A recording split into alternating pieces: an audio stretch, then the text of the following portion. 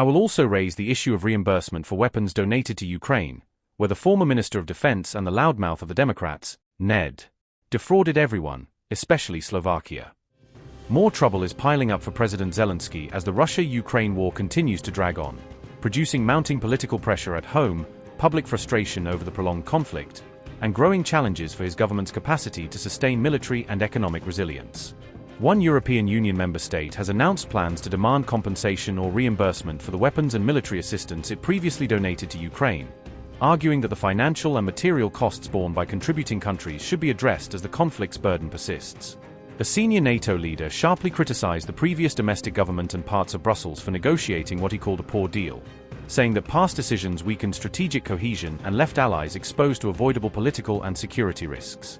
Meanwhile, Moscow launched strikes against targets in Kiev even as NATO conducts large-scale drills on its eastern flank, a simultaneity that underscores the elevated tensions in the region and complicates both deterrence calculations and diplomatic efforts to reduce escalation.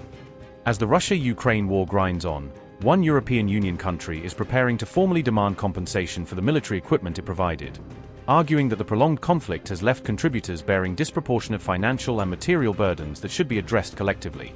Slovakia's current leadership accused the previous government of misleading the Slovak public about the terms and consequences of its aid package to Ukraine, claiming citizens were not fully informed about the scale, costs, and strategic implications of the transfers.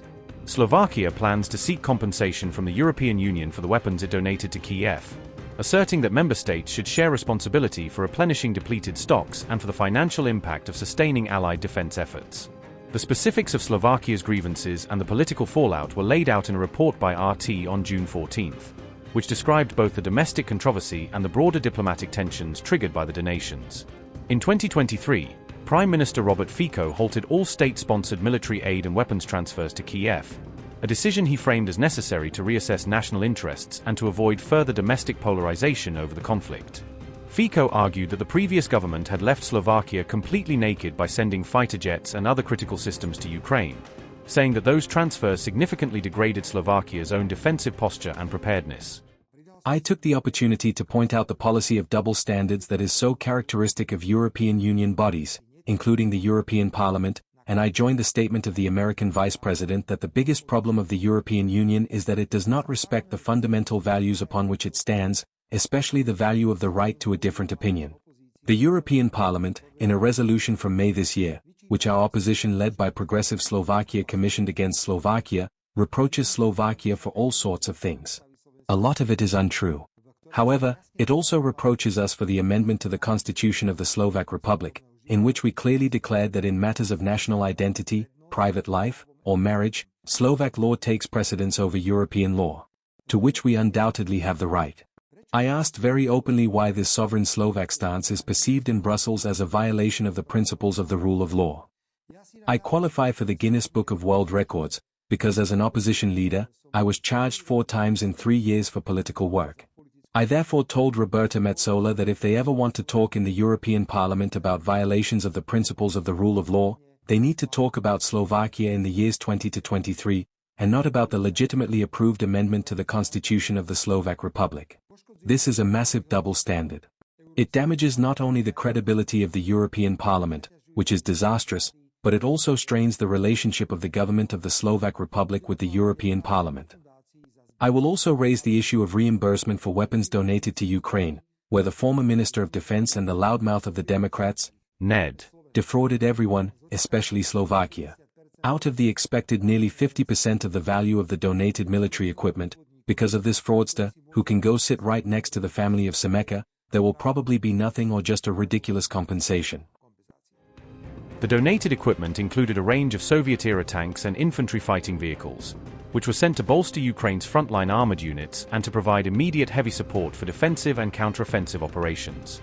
The list of material handed to Kiev also reportedly contained Soviet MiG-29 fighter jets and S-300 surface-to-air missile systems, equipment that were intended to strengthen Ukraine's air defense and restore some of its lost aerial capabilities. Bratislava transferred equipment valued at roughly €700 million to Ukraine between 2022 and 2023, a substantial contribution that reflected Slovakia's early willingness to supply heavy weapons despite the financial and logistical burden such donations entailed. According to RT, The donated Soviet origin systems were supposed to be replaced with Western-made hardware, a plan that envisaged NATO and EU partners stepping in to replenish capabilities with more modern platforms and interoperability with alliance forces.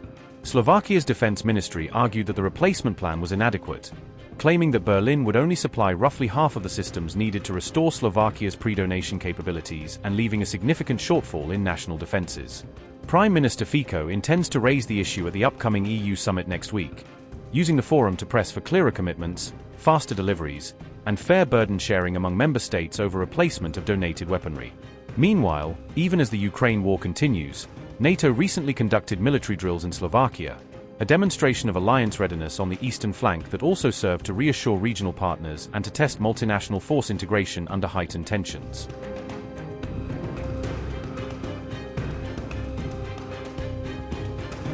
NATO conducted live-fire exercises and coordinated drone operations in Slovakia in late May, using realistic target scenarios and joint fire coordination to validate weapon systems, sensor links, and command procedures under simulated combat conditions. Hand-to-hand combat drills were also included in the annual exercises, with soldiers practicing close-quarters techniques, room-clearing procedures, and small unit cohesion under stress to sharpen the skills needed for high-intensity urban and interdiction operations. Multiple reports say the multinational brigade assembled for these drills is intended to deter aggression and reassure alliance members, serving as both a visible deterrent to potential adversaries and a concrete reassurance to Eastern European partners that NATO collective defense is active and ready. It is worth remembering that NATO significantly increased its presence in Eastern Europe in direct response to the war in Ukraine, deploying additional forces, capabilities, and infrastructure to raise readiness levels and to complicate any potential attempt at coercion or further territorial advances. Slovakia is one of 8 NATO member states currently hosting battle groups along the eastern flank, contributing troops, logistical support, and facilities to a distributed posture meant to strengthen deterrence, enhance interoperability, and signal unified resolve across the alliance.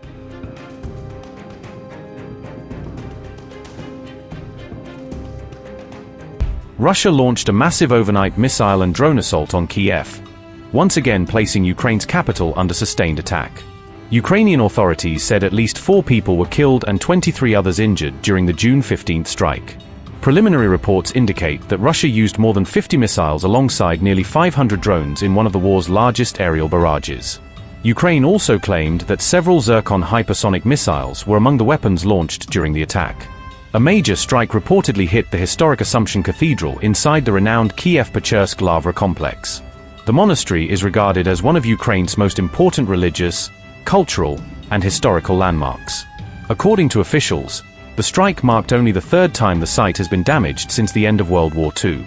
Ukrainian religious leaders condemned the attack, describing it as a crime against history, culture, and Christianity.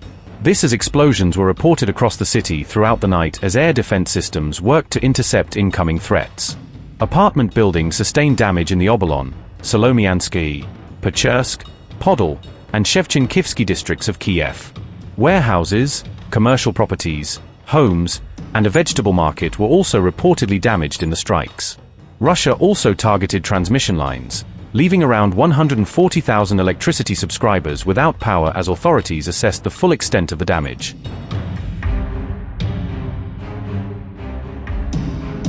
Russian drones also reportedly struck the Kharkiv Art Museum on June 14, injuring 6 people and causing significant damage to the historic site. The attack triggered a major fire that spread across more than 1,200 square meters of the building, according to local officials. Emergency crews and volunteers worked through the night to rescue thousands of artworks from the burning museum. The museum houses more than 25,000 cultural items, including works by prominent Ukrainian and Russian artists. Everything most valuable from our collection has been moved out. We evacuated the museum items representing the greatest value in several stages. But considering that the collection numbers over 26,000 items, of course, part of the collection was in the building. How much was damaged and what was damaged, I cannot say yet. Officials described the incident as another attack on Ukraine's cultural heritage and historical legacy.